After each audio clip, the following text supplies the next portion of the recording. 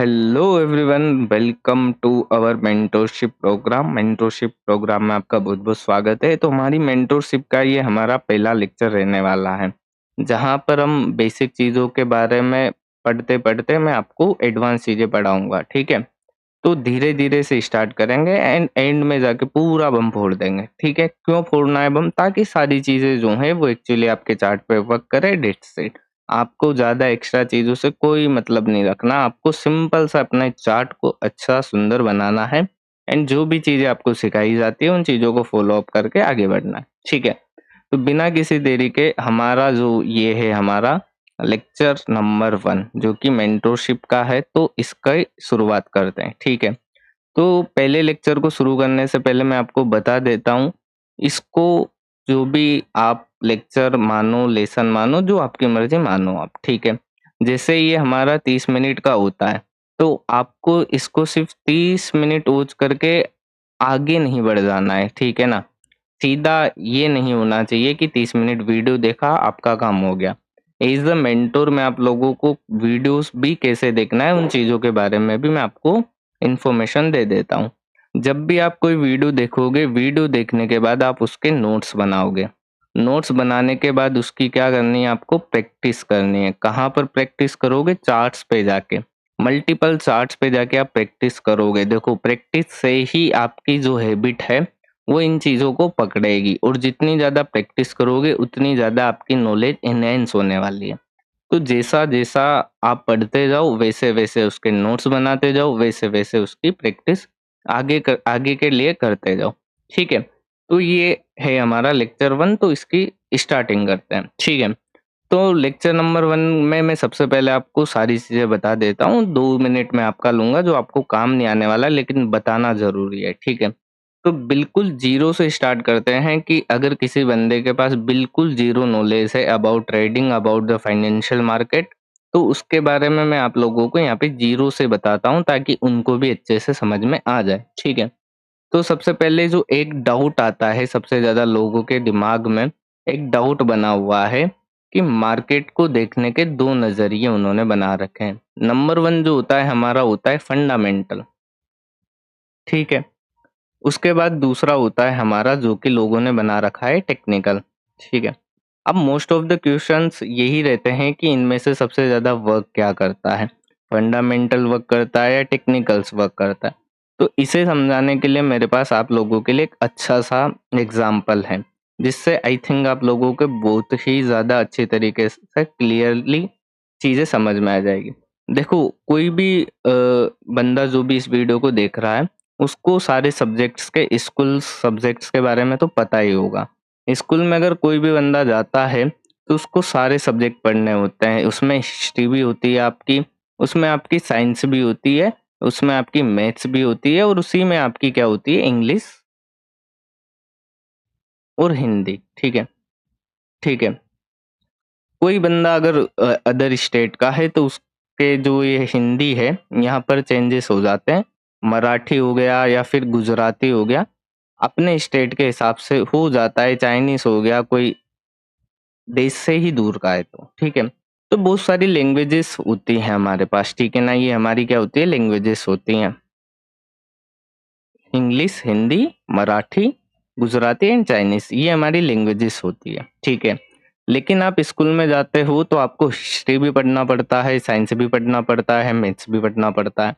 लेकिन history, science, maths पढ़ने के बाद भी आपकी जो रियल लाइफ है, रियलिटी में आपके जो काम आती है वो क्या आती है, आपकी लैंग्वेजेस काम आती है, जो कि होती है आपकी spoken languages. English, Hindi, Marathi, Gujarati, Chinese, etcetera etcetera etcetera. ठीक है, तो इन सबको पढ़ना ज़रूरी क्यों होता है? ये सब पढ़ना ज़रूरी इसलिए होता है ताकि आपकी नॉलेज बढ़े। ठीक है, नॉलेज आपकी इनहेंस हो, नॉलेज में आपके इम्प्रूवमेंट आए, आपको पुरानी चीज़ों के बारे में पता लगे, आपको नई चीज़ों के बारे में पता लगे।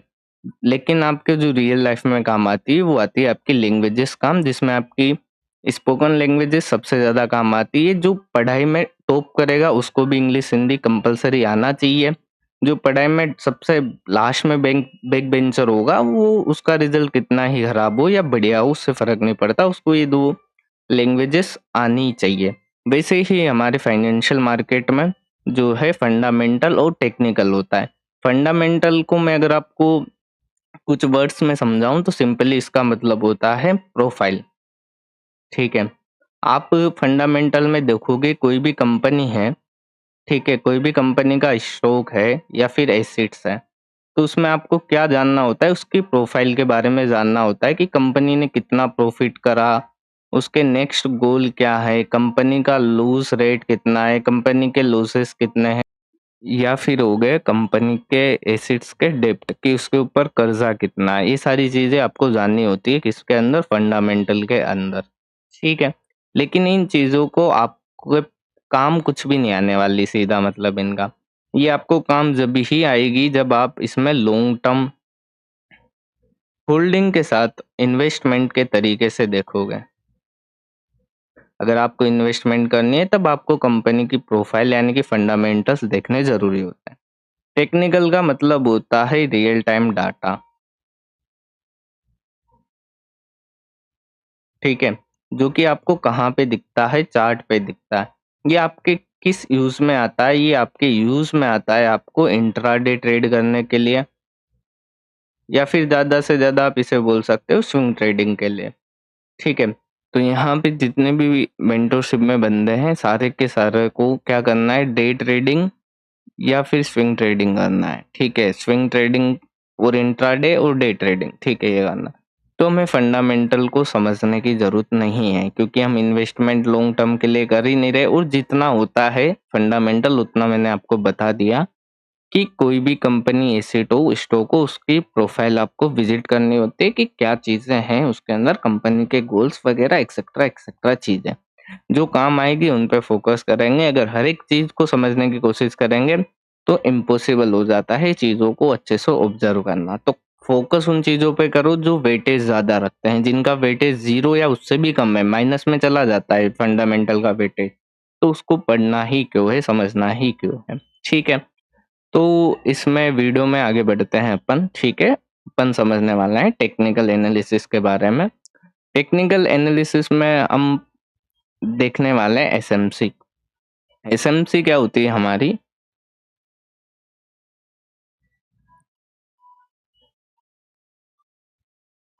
स्मार्ट मनी कॉन्सेप्ट होता है। ठीक है, एसएमसी स्मार्ट मनी कौन होता है, सबसे पहले ये बात कर लेते हैं। स्मार्ट मनी जो हमारे बड़े बड़े वेल्स होते हैं, बिग प्लेयर्स होते हैं, बड़े बड़े इंस्टीट्यूशंस होते हैं, या फिर बैंक बोल सकते हैं, बड़े बड़े जितने भी बड़े प्लेयर्स हैं उन सारे लोगों की बात हो रही है, जिनका अगर आप गोल्ड में ट्रेड करते हो तो उनके लोट साइज होते हैं जो कि होते हैं लाइक 10,000 लोट्स,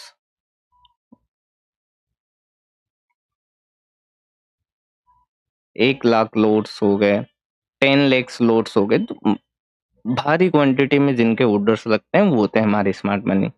तो हमें इसकी हेल्प से क्या चीज समझनी है कि जहां पर इन बड़े प्लेयर्स के पैसे लगे हैं, ठीक है, मार्केट को ऑब्वियसली उधर ही की तरफ ही जाना है, तो मैं इनके फुटप्रिंट्स हैं उनको ट्रैक करना है, जो कि हम इस कॉन्सेप्ट्स की हेल्प से करने वाले हैं। इनके जो पैरों के निशान है उनको अपन ट्रैक करने वाले हैं, उसके बेस पे ट्रेडिंग आगे की अपनी कंटिन्यू करने वाले हैं। तो सबसे पहले बेसिक से अपन स्टार्ट करेंगे ताकि सारी चीजें अच्छे से क्लियर हो। तो सबसे पहले मैं आप लोगों को बता देता हूँ, एक लिमिटेड जो चीजें होती हैं वो लिमिटेड ही रखोगे तो बढ़िया रहेगा, ज्यादा करोगे तो फिर वो आपके लिए हेल्प नहीं करने वाली चीज है।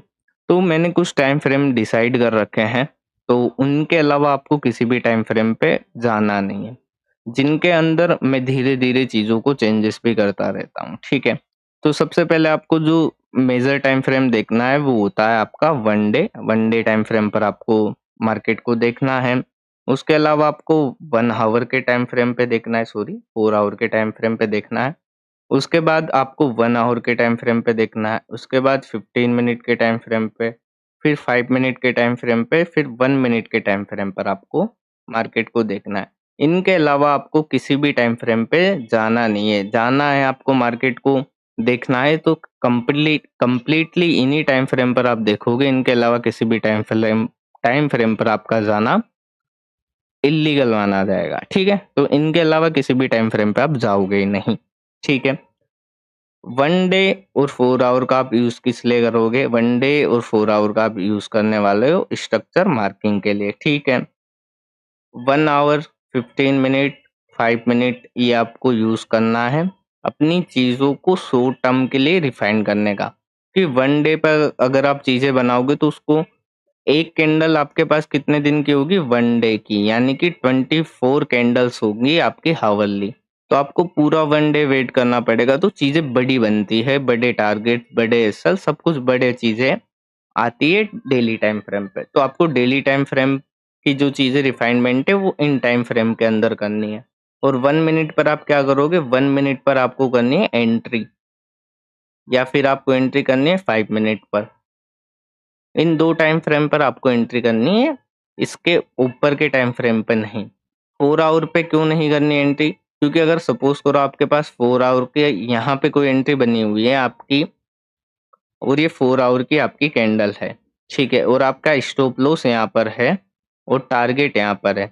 तो आपका जो टारगेट है वो तो ऑब्वियसली इतना ही रहने वाला है, एंट्री भी यही रहने वाली है, लेकिन जो आपका स्टॉप लॉस है 4 आवर की कैंडल के अकॉर्डिंग बड़ा बनने वाला है।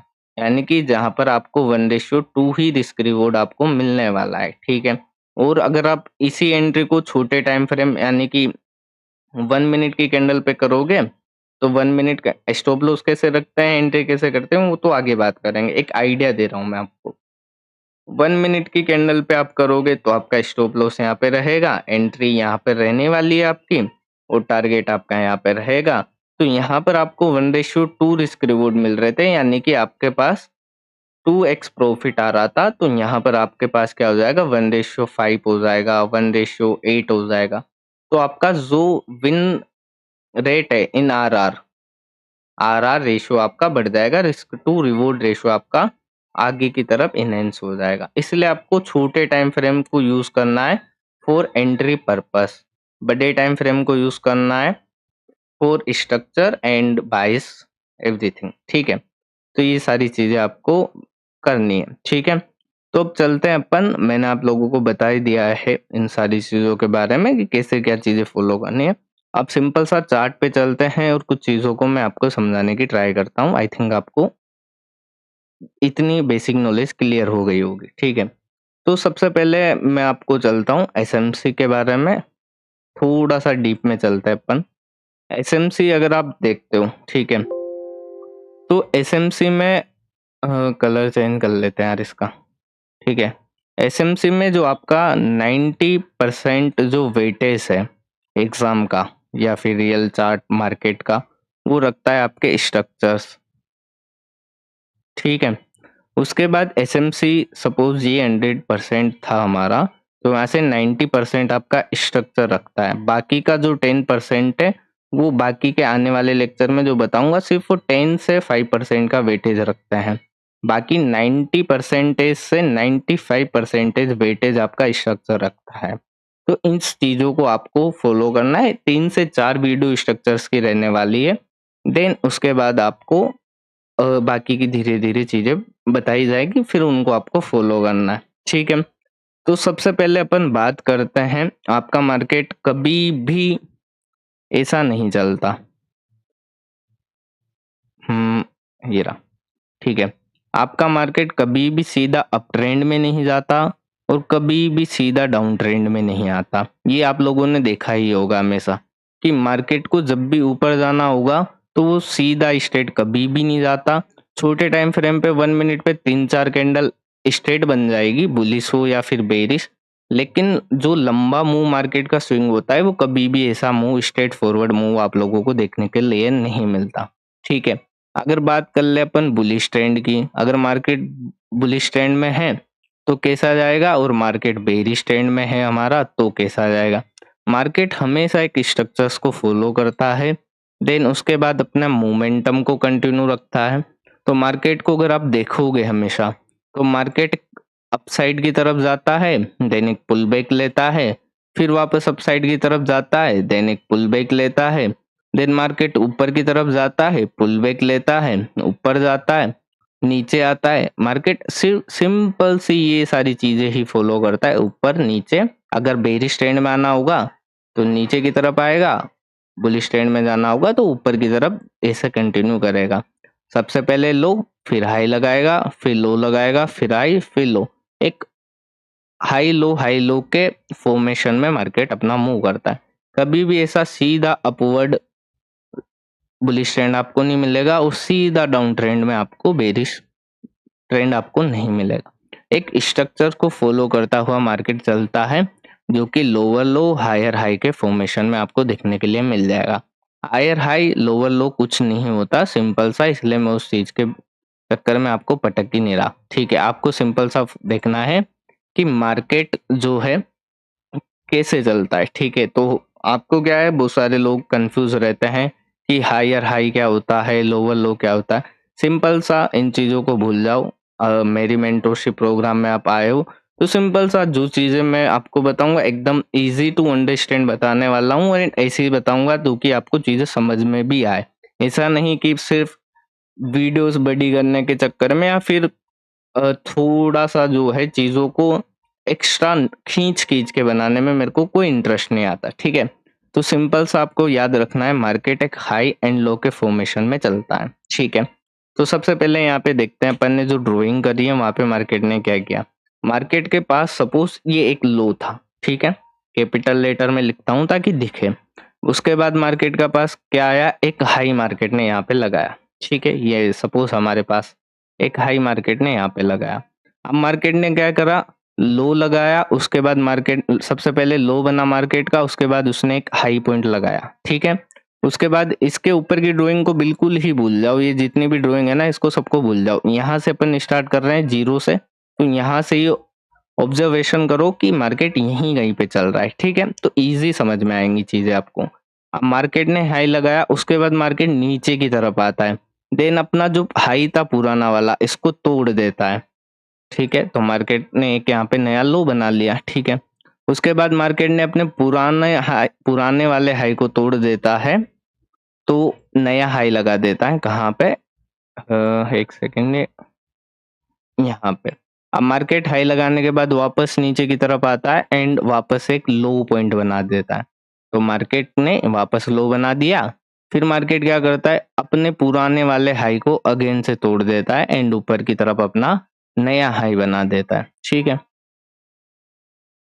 सेम वैसे ही नीचे की तरफ भी हमारा चलता रहता है। अब यहाँ पे देखोगे आप, तो हम बुलिश ट्रेंड की बात कर रहे हैं यहाँ पे।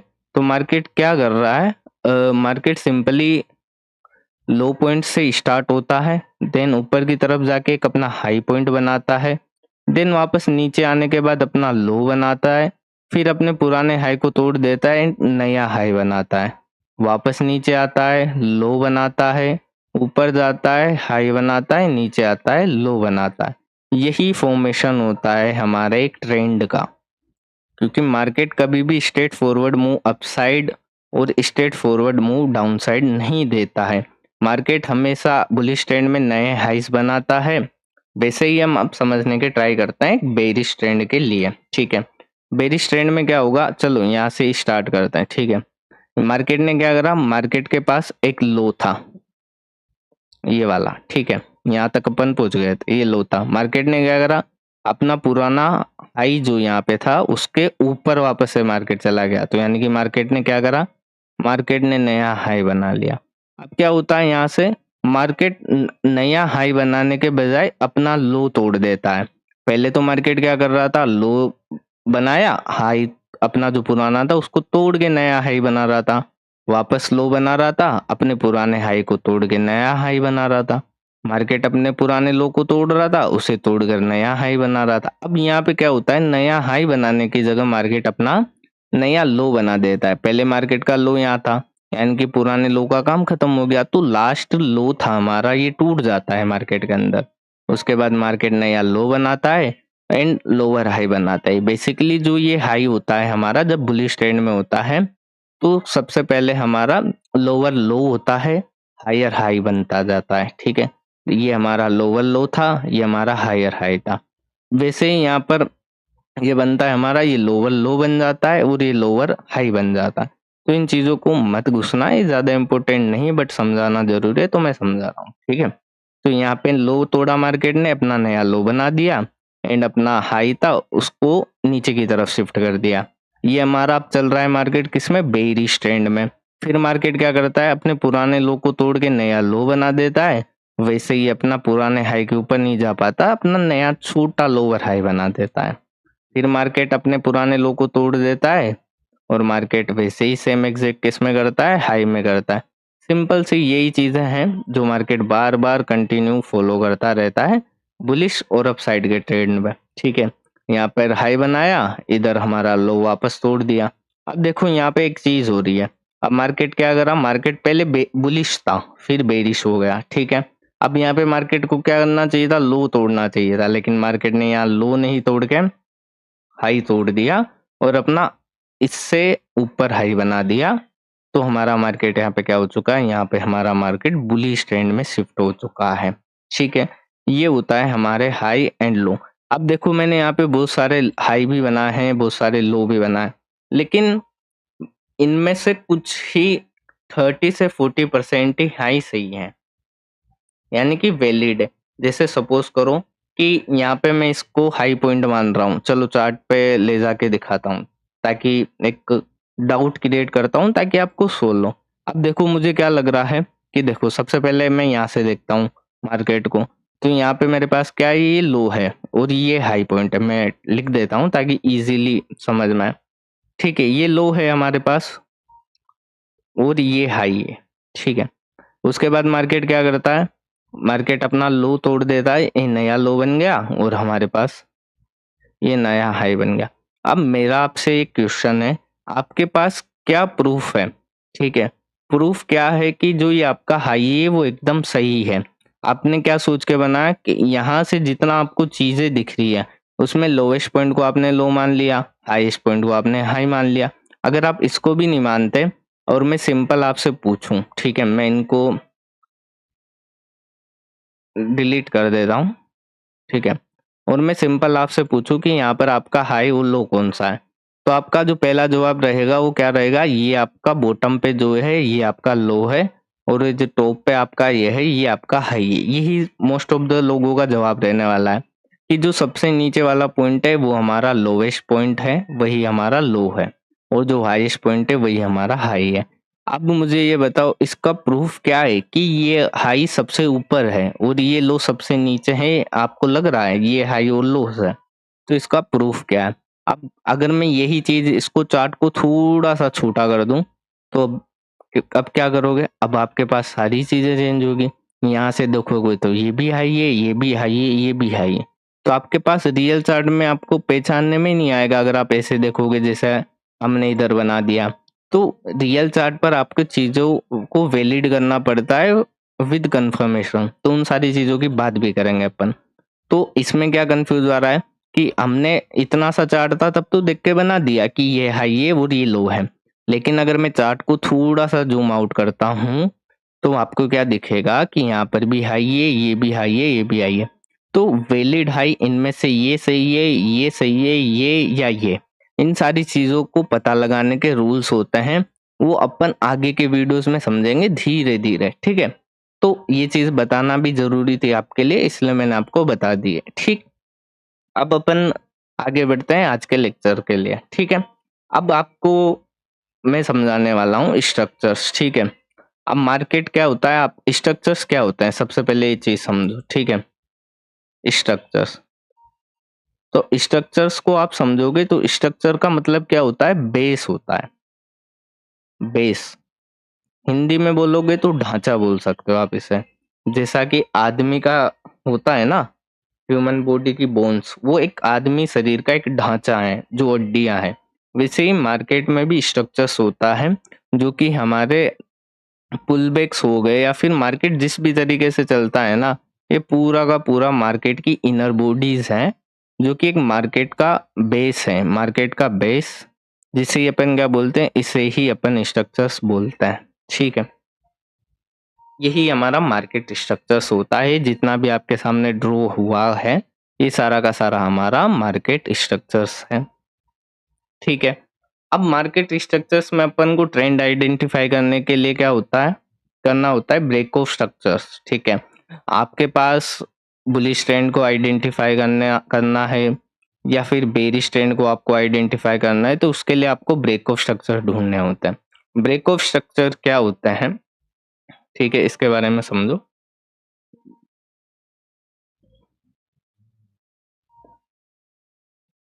बोस, बोस का मतलब क्या होता है, बोस का मतलब होता है आपका ब्रेक ऑफ स्ट्रक्चर। ठीक है, ब्रेक ऑफ स्ट्रक्चर। अब ब्रेक ऑफ स्ट्रक्चर्स क्या होते हैं, जैसे कि सपोज करो आपका ये मकान है, आप जहाँ पे रहते हो, आपका कोई, सपोज करो ये आपका रूम है, इस रूम के ऊपर यहाँ पर आपकी क्या है, रूफ, छत है। ठीक है, और आपके नीचे क्या है, यहाँ पे बेस है, यानी कि फर्श है आपका। ठीक है, और इधर आपके वॉल है, दीवारें हैं चारों तरफ, इधर भी टॉप पर आपका रूफ है, नीचे बेस है। अब सिंपल सी चीज है, अगर आप यहाँ पे खड़े हो, ठीक है ना, मैं इधर ड्राइंग कर रहा हूँ, अब यहाँ पे आप खड़े हो, यहाँ से कोई बॉल अगर आप ऊपर की तरफ फेंकोगे तो ऑब्वियसली बात है क्या होने वाली, वो बॉल इस छत से टकरा के नीचे की तरफ गिरने वाली है। ठीक है, number one condition. Number two condition क्या होते, जैसे आपका ये रूम है, ठीक है, वापस सेम चीज है, टॉप पर आपकी रूफ है, नीचे आपका बेस है। ठीक है, अब नंबर वन कंडीशन में क्या हुआ, आपने नीचे से बॉल फेंकी तो आपकी छत से टकराकर बॉल क्या होगी, धीरे धीरे नीचे की तरफ आएगी। ठीक है, तो यहाँ पर आपकी बॉल धीरे धीरे करके नीचे की तरफ आ जाएगी। ऐसा तो नहीं होगा ना कि छत को तोड़ के आसमान में निकल जाएगी, बिल्कुल भी नहीं होने वाला।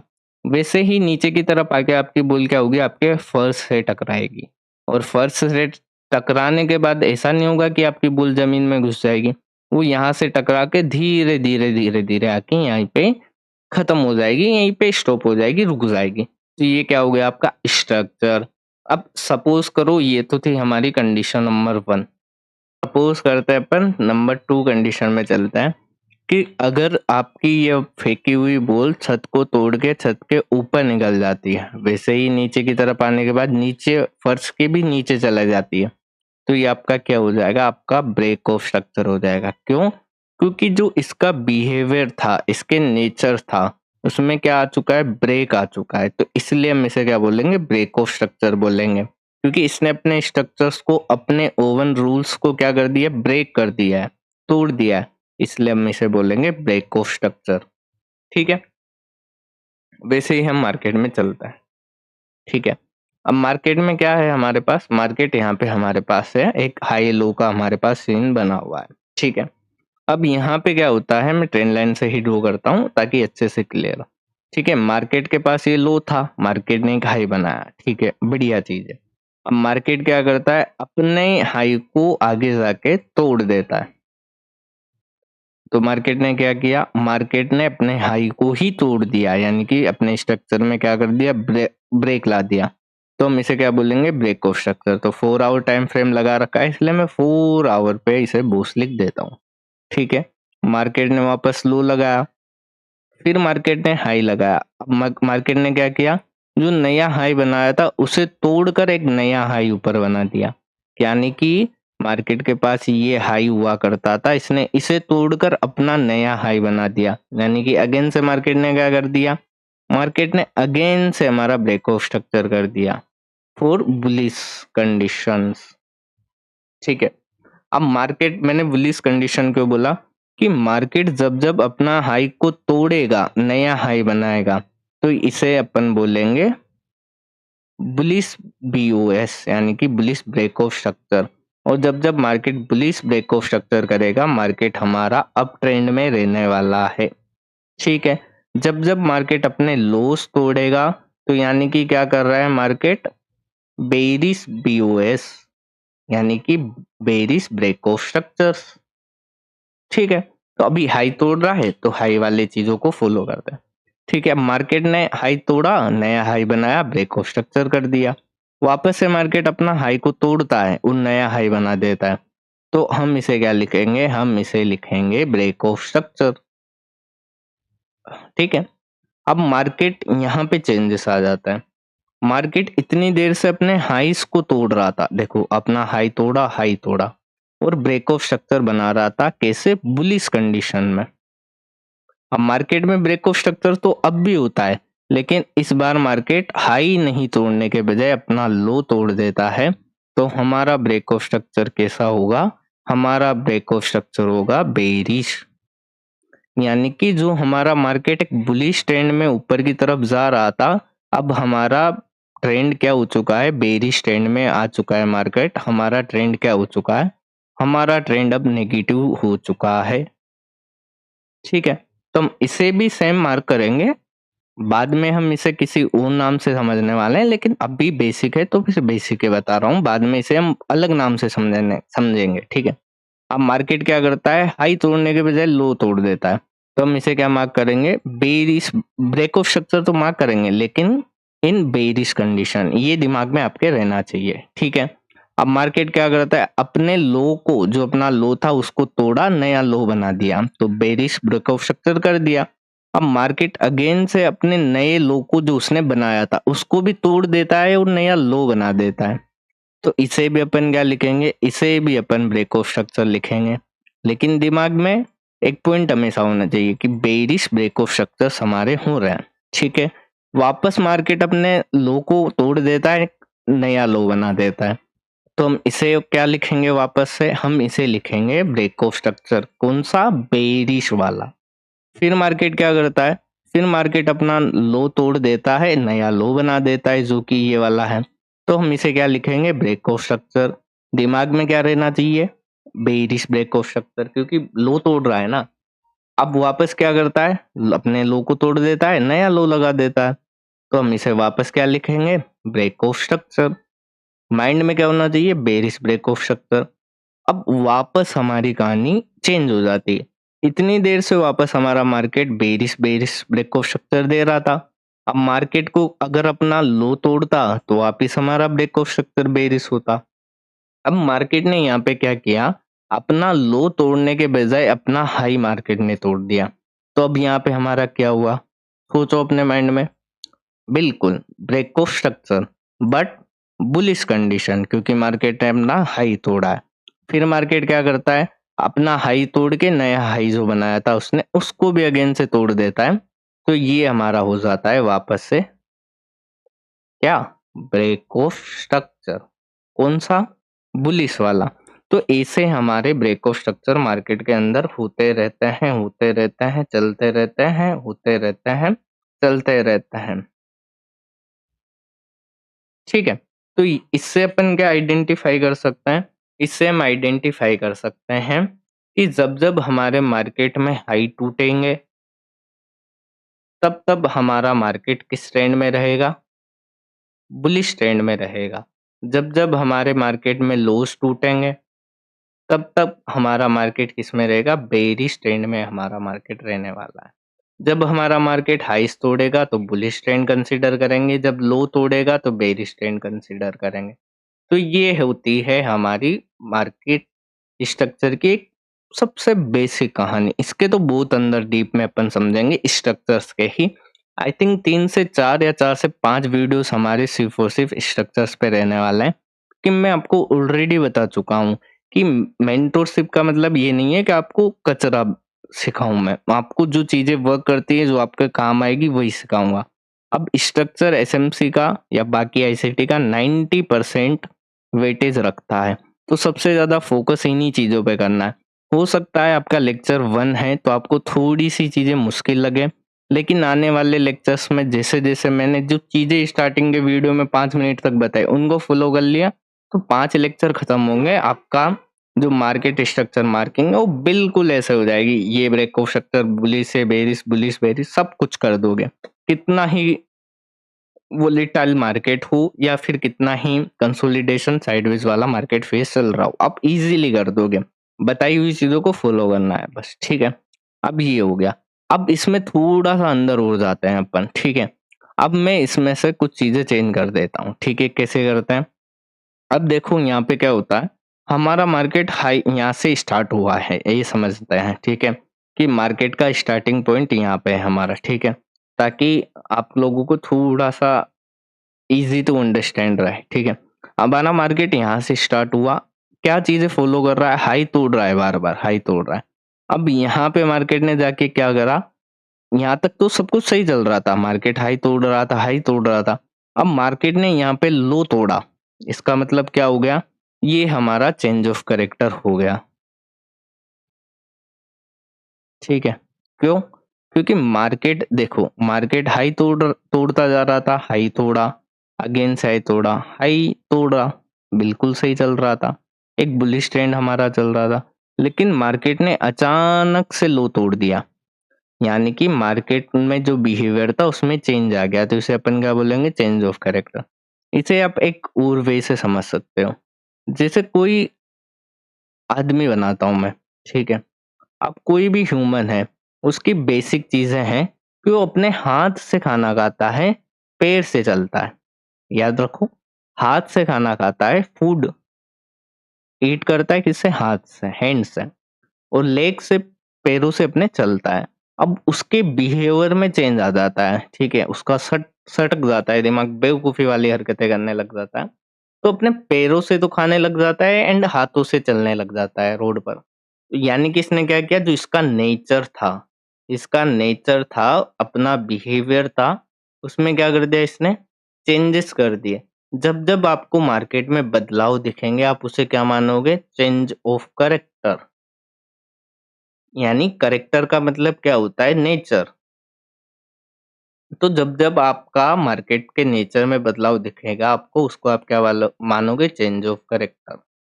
ठीक है, कि मार्केट में, मार्केट के बिहेवियर में चेंज आया है, तो मैं यहाँ पर इसे चेंज ऑफ करेक्टर मार्क कर देता हूँ। ठीक है, हाँ, लेंस का कलर चेंज कर देना। ठीक है, उसके बाद क्या करता है, मार्केट वापस से लो लो तोड़ रहा है, यानी कि एक बार अपने नेचर में चेंज कर दिया तो एक बार ही चेंज ऑफ करेक्टर लिखेंगे। अब मार्केट अपने लो को तोड़ता है, जा रहा है, जा रहा है, जा रहा है, जा रहा है, यहाँ तक आ जाता है। वापस यहाँ आने के बाद इसका दिमाग सटक जाता है, ये वापस अपना लो तोड़ने के बजाय ऊपर चला जाता है, हाई तोड़ देता है। तो वापस इसके बिहेवियर में चेंज आ जाता है, तो हम इसे क्या मार्क करेंगे, हम इसे मार्क करेंगे चेंज ऑफ करेक्टर। लेकिन ये आपको चीजें माइंड में रखनी है, इसमें चार्ट पे नहीं। यानी कि आप इसे लिखोगे तो ब्रेक ऑफ स्ट्रक्चर ही, जैसे यहाँ पर आपका बुलिश ब्रेक ऑफ स्ट्रक्चर हो रहा था, आपको पता है चेंज ऑफ करेक्टर हो गया, कैसे हुआ, क्यों हुआ, ये चीज मैंने आपको बता दी। लेकिन आप इसे यहाँ पर, आपको पता है, इन माइंड रखना है कि यार यहाँ पे चेंज ऑफ करेक्टर हो गया, लेकिन आप इसे लिखोगे ब्रेक ऑफ स्ट्रक्चर ही। बट दिमाग में पॉइंट होना चाहिए कि ये बेरिश ब्रेक ऑफ स्ट्रक्चर अब हो गया है, हमारा मार्केट बेरिश शिफ्ट हो गया है, डाउन ट्रेंड में शिफ्ट हो गया है। वैसे ही इधर, यहाँ पर आपका बेरिश ब्रेक ऑफ स्ट्रक्चर हुआ, उसके बाद यहाँ पे चेंज ऑफ करेक्टर हो गया, इन माइंड आपको पता होना चाहिए, लेकिन आप इसे क्या लिखोगे, ब्रेक ऑफ स्ट्रक्चर। लेकिन इन बुलिश कंडीशन, आपका मार्केट लो तोड़ रहा था, लो ब्रेक ऑफ स्ट्रक्चर्स दे रहा था, बेरिश ब्रेक ऑफ स्ट्रक्चर दे रहा था, अब अपना उसने बुलिश ब्रेक ऑफ स्ट्रक्चर यहाँ पे दे दिया।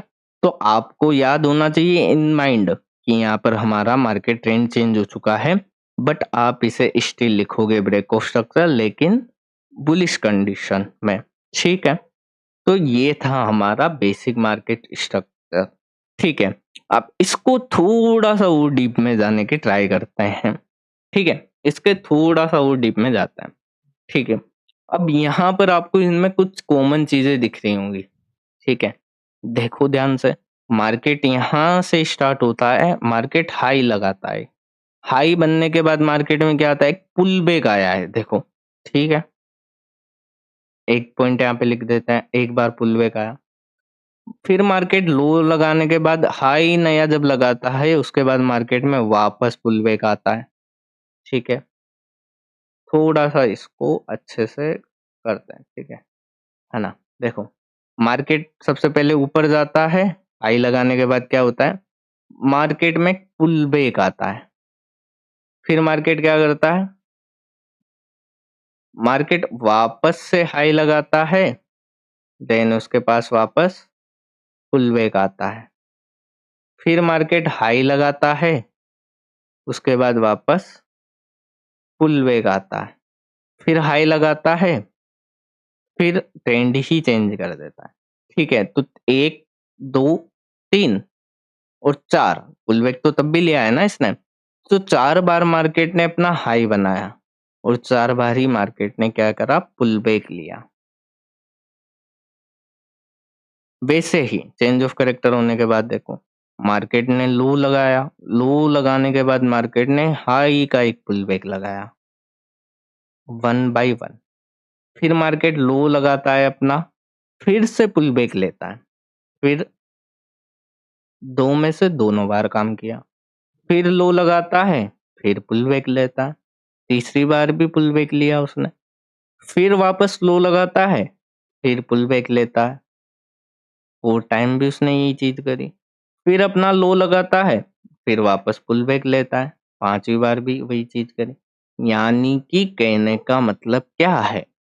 कहने का मतलब सिंपल सा इतना है कि जब भी आपको कोई भी ब्रेक ऑफ स्ट्रक्चर दिखेगा, उसके बाद पुल बैक आना इज कंपल्सरी। देखो, बेरिश ब्रेक ऑफ स्ट्रक्चर हो तब भी पुल बैक आया, बुलिश ब्रेक ऑफ स्ट्रक्चर हो रहा है तब भी पुल बैक आ रहा है। यहाँ पर वापस देखो, ये हमारा बुलिश ब्रेक ऑफ स्ट्रक्चर हुआ, मार्केट में पुल बैक वापस से आया। इधर हमारा बेरिश ब्रेक ऑफ स्ट्रक्चर हुआ है ये वाला, फिर भी मार्केट में पुल बैक आया। तो जब जब मार्केट में ब्रेक ऑफ स्ट्रक्चर्स होते हैं तब तब मार्केट में पुल बैक आते हैं। ठीक है, सिंपल सी बात। इसको थोड़ा सा मैं क्या करता हूँ, चलो एडवांस भी बता देता हूँ, ठीक है, ताकि कुछ चीजें आपको और भी ज्यादा क्लियर हो जाए, ताकि धीरे धीरे आगे समझने की एक्साइटमेंट होनी चाहिए ना। देखो, अब मार्केट में क्या हो रहा है, देखो इजी समझ में आएगा आपको। रेड रेड हमारा बेरिश मूव मार्केट में पुल बैक है, और जितना भी ग्रीन मूव है वो हमारा मार्केट ऊपर की साइड जा रहा है।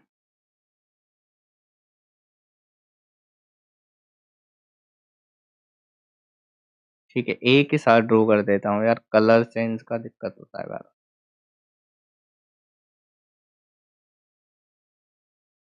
ठीक है, जितना भी ग्रीन हमारा मार्केट गया है वो सारा का सारा क्या है, हमारा अप मूव, और जितना भी नीचे है डाउन मूव। जो हमारा पुल बैक होता है, ठीक है, ठीक है, जितना भी मैंने अभी आपको बताया कि जो भी हमारा पुल बैक्स होते हैं, ये वाला बुलिश कंडीशन के लिए, ये वाला बेरिश कंडीशन के लिए, ठीक है, ये सारे पुल बैक को अपन एक और नाम से समझ सकते हैं, जिसे अपन बोल सकते हैं pull back is equal to order flow.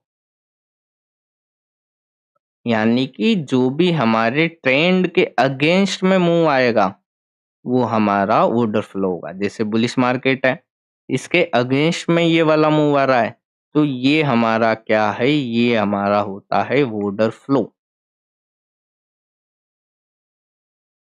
और देखो मार्केट क्या कर रहा है, मार्केट हमारा हमेशा इसी ही ऑर्डर फ्लो से ऊपर की तरफ जा रहा है।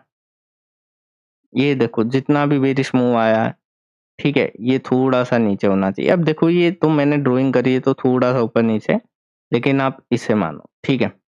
बेरिश में मानोगे तो ये जो जितना भी हमारा बेरिश पुल बैक आया है, इसी से मार्केट गिर रहा है।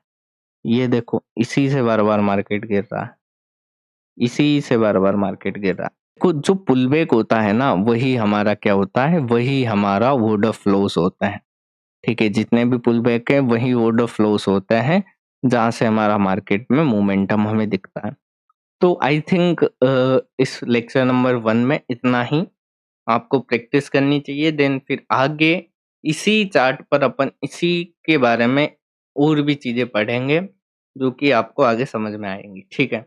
और मेंटरशिप में लगभग 18 से 20 वीडियोज़ होने वाले हैं, ठीक है? उन पर आपको फ़ोकस करना है। बेसिकली पेड मेंटरशिप है, तो ऑब्वियसली बात है, आपको इंटरेस्ट रहेगा सीखने में।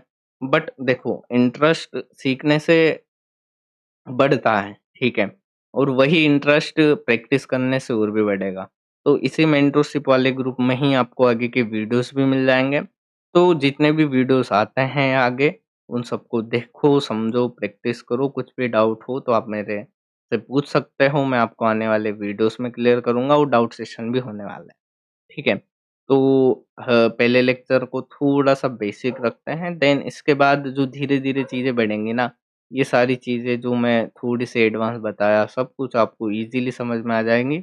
तो बाकी मिलते हैं आपसे एक नए लेक्चर में। आज के इसमें अपन ने बहुत सारी चीज़ें कवर अप करी हैं, जिसमें कुछ चीज़ें तो आपको मैंने यहाँ पे बताई स्टार्टिंग में, देन उसके बाद चार्ट्स पे बताई, कुछ एग्ज़ाम्पल्स रियल चार्ट्स पे भी देखेंगे। अब जो ये मैंने आपको बताई है, इसको अपन क्या करने वाले हैं, सबसे पहले तो इन चीज़ों को रियल चार्ट पे मार्क करेंगे, क्योंकि देखो ये जो चीज़ मैंने यहाँ पे बनाई है, वो चीज़ इधर ऐसी नहीं बनती। इधर कैसी बन रही है? इधर ऐसी बन रही है, मार्केट आता है, ऐसा आता है, ठीक है? तो multi time frame analysis everything अपन आगे की वीडियोस में कवर अप करने वाले हैं। तो मज़ा आने वाला है पूरे मेंटरशिप में।